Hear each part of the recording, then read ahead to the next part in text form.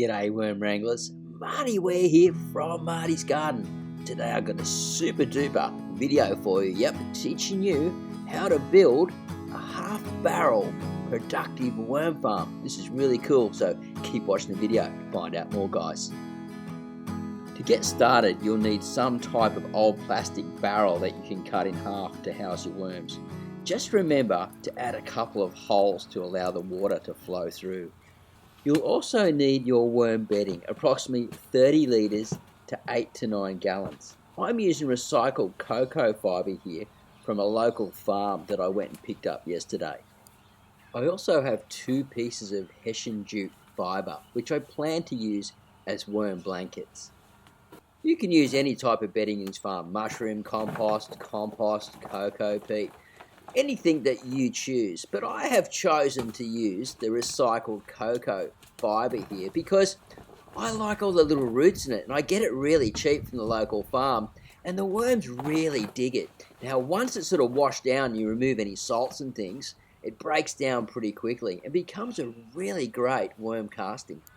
I like to get the bedding nice and flat, so then when I add the worms and I feed it, I can really see what's going on and look around for cocoons and find the worms really easily.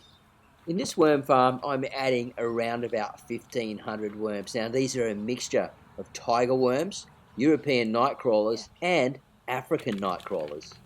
I actually have some really big mature worms in here, so they will just power through this bedding really quick.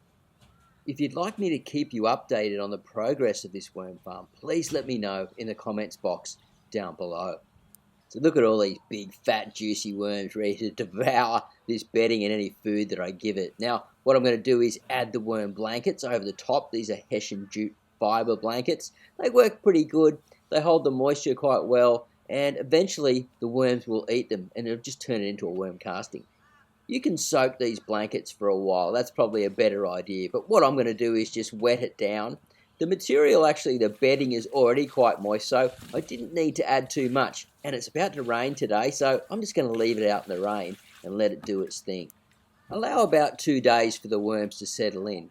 And then fold the blanket back and feed into the centre of the worm farm. And after about 2 days, you'll find that they will start eating on this material. Well, I've just used basically kitchen scraps here. Sort of like some mung bean sprouts, bit of old carrot, and even some crushed up eggshell, which they use in their gizzard as grits so they can digest all the food.